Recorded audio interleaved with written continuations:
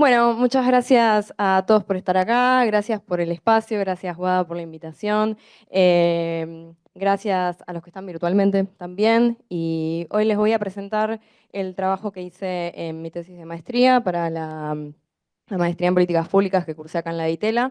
Lo hice junto con Alberto Piola, que está acá presente, y le agradezco toda la compañía que me dio para desarrollar este trabajo, que se titula La industria pesquera argentina y su vínculo con la variabilidad y el cambio climático, enfoques ambientales, económicos e institucionales. Este es el esquema de la presentación que les voy a mostrar hoy. Brevemente les voy a contar cómo es la motivación y el contexto de este trabajo, luego los objetivos que nos planteamos, con qué datos y metodología tratamos de abordar esos objetivos. Les voy a contar tres hallazgos principales, tres mensajes para que se lleven y luego unas conclusiones y recomendaciones de policy que se desprenden de este trabajo. Para contextualizar un poco, les voy a hablar de la pesca argentina, de la pesca marítima, y por qué es importante. El sector pesquero es el séptimo complejo exportador de Argentina, tiene más de 900 millones de dólares en exportaciones anuales y además es una gran fuente de trabajo para todas las comunidades y localidades costeras a lo largo de donde esta actividad se despliega. Pero el sector se encuentra embebido en un ambiente que está en una crisis climática. No solo el ambiente pesquero, sino el sistema climático en general se encuentra frente a un gran escenario de cambio y hay algunos indicadores que son elocuentes de esta situación actual. Eh, Hoy justo me fijé cuál es la concentración, creo que acá se ve mejor, la concentración de dióxido de carbono en la atmósfera. Actualmente estamos cerca de los 425 partes por millón de la concentración de este gas en la atmósfera y es el registro más alto que hay de esta concentración de dióxido de carbono en al menos 2 millones de años. Em, y el hecho de que sobre el CO2 en la atmósfera, que haya un exceso de este gas en la atmósfera, indica que el sistema de alguna manera se está sobrecalentando. No solo este gas, sino otros gases también de efecto invernadero, lo que hacen es sobrecalentar y estresar el sistema climático, que luego va a tener también impacto en otras variables que también podemos sentir, como por ejemplo la temperatura del aire. Actualmente nosotros estamos observando a nivel global que hay un aumento de la temperatura de algo más que 1 grado centígrado, cuando esto tiene grandes heterogeneidades en el espacio. Hay lugares que se calientan un poco más y hay lugares que se calientan un poco menos, pero en promedio estamos en este número que es bastante preocupante. Y no solo el problema está en la atmósfera y en la temperatura, sino que también el problema más paulatino y sostenido y preocupante es que el calor que sobra en la atmósfera luego va a los océanos. Más o menos el 90%, un poco más del calor que le sobra al sistema climático por las emisiones de gases de efecto invernadero se almacena en los océanos. Y ese calor estresa fuertemente a los ecosistemas globales, que es donde se encuentran las especies de interés comercial que luego el sector pesquero va a buscar. Entonces, ese es lo que nos motiva a poder entender de qué manera el sector pesquero está expuesto a algunos cambios del clima y nuestro desafío y también la oportunidad es entonces integrar la influencia y la variabilidad climática a las políticas pesqueras de nuestro país.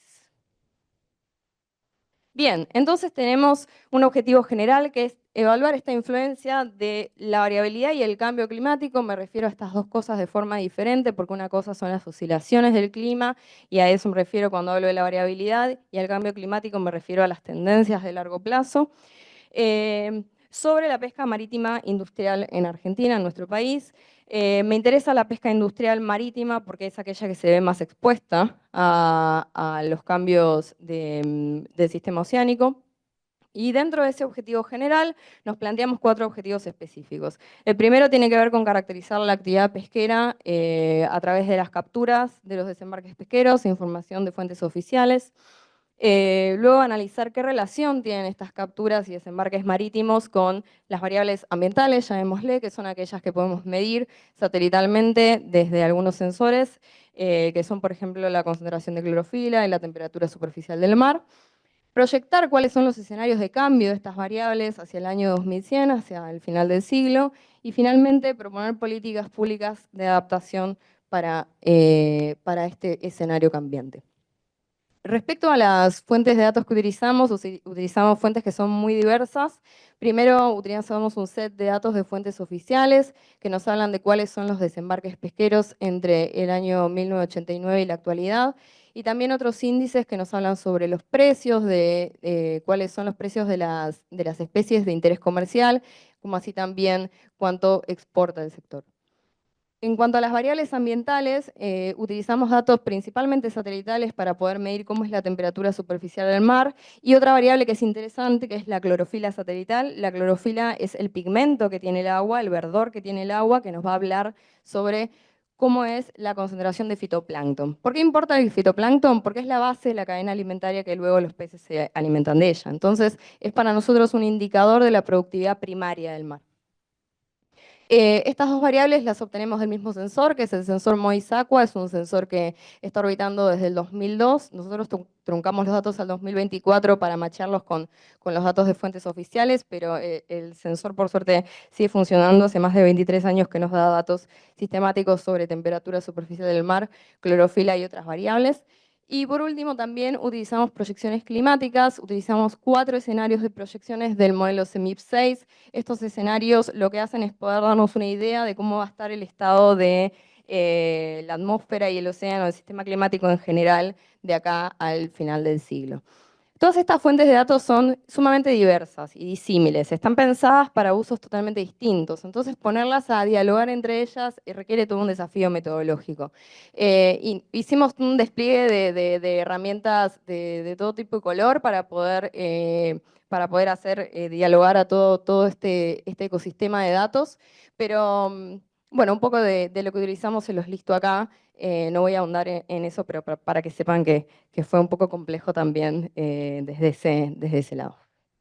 Les cuento 3 hallazgos entonces. El primero nos habla sobre que la pesca argentina depende de 3 especies y 3 puertos. Es una actividad que está altamente concentrada. El 75% de los desembarques se concentran en 3 puertos principales. Acá en la figura que está a la derecha lo que van a poder ver es en burbujitas cómo es de cuanto más grande la burbuja es cuanto más importante es el desembarco en cada uno de esos puertos. Hay 3 puertos en los cuales se concentra más del 75% de los desembarques, que son el de Mar del Plata, el de Puerto Madryn y el de Rawson, yendo de norte a sur y de más importancia a menos importancia. Y esto es crítico. Hay más de 21 puertos en la costa argentina, acá solo se muestran algunos, pero hay 3 de ellos que concentran más del 75% de los desembarques.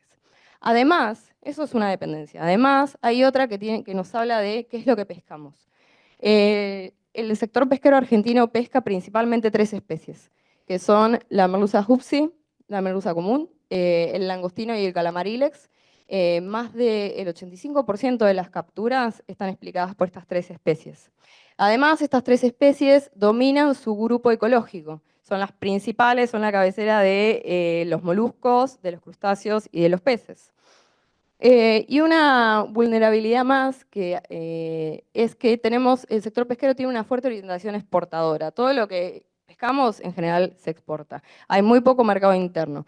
Y eso nos deja un poco expuestos a que si hay algún shock de mercado internacional o si cae la demanda internacional, quedemos altamente dependientes de cómo está actualmente planteado el sistema, el mercado de pesca actual argentino. Les muestro acá, pueden ver la evolución temporal de cuáles son las 3 especies principales que se pescan en la Argentina, solo para que vean que tiene una alta variabilidad interanual. Lo que nosotros estamos viendo por cada punto es cuánto es el punto de los desembarques para cada uno de los años en cada una de las especies. Una cosa que les quería contar es que, por ejemplo, la merluza tuvo una alta sobrepesca alrededor de los años 90, de la década del 90, y fue acá cuando se tuvo que implementar la política de las cuotas de pesca para poder preservar la especie porque estaba en un riesgo ecológico bastante alto. Bien, ahora bien, ¿qué más modela a la presencia de los peces, los moluscos, los crustáceos en el mar argentino? Y lo que hacen las capturas pesqueras es seguir los ciclos naturales de productividad oceánica. Y la forma de ver eso es, por ejemplo, con el boxplot que les muestro acá arriba. Acá lo que estamos viendo es cómo es la marcha anual de las capturas marítimas. Tenemos una distribución por mes. Acá están agrupados todos los años que muestreamos para cada uno de los meses. Y lo que podemos ver entonces, más allá de la variabilidad, es que esto tiene un ciclo estacional que es fuerte y sus máximos se concentran alrededor de los meses de febrero a mayo. Hay más cantidad de pesca porque esto responde a que hay épocas en donde hay más cantidad de productividad primaria en el océano, más productividad de fitoplancton y por ende más productividad de alimento para los peces. Y eso puede verse con datos de clorofila satelital que se observan acá. Tenemos un panel para cada mes, para cada estación del año. Y lo que van a poder ver es que empezando en el verano, otoño, invierno y primavera, en primavera se observan los máximos y luego la cantidad de clorofila va descendiendo hacia el final del otoño, cuando en el invierno casi que es nula. Lo que ocurre en el océano es lo mismo que ocurre en la naturaleza. Cuando en la primavera florecen los árboles, también en el mar florece el fitoplancton en el principio de la primavera, y esto ocurre año a año. Pese a que esto tiene una variabilidad interanual, o sea que año a año podemos encontrar valores diferentes, no hay una tendencia significativa, es decir, que no estaría el recurso por ahora cambiando en una tendencia de largo plazo, solo respondiendo al ciclo esperable y natural estacional del planeta Tierra. Pero ¿qué puede pasar en el futuro?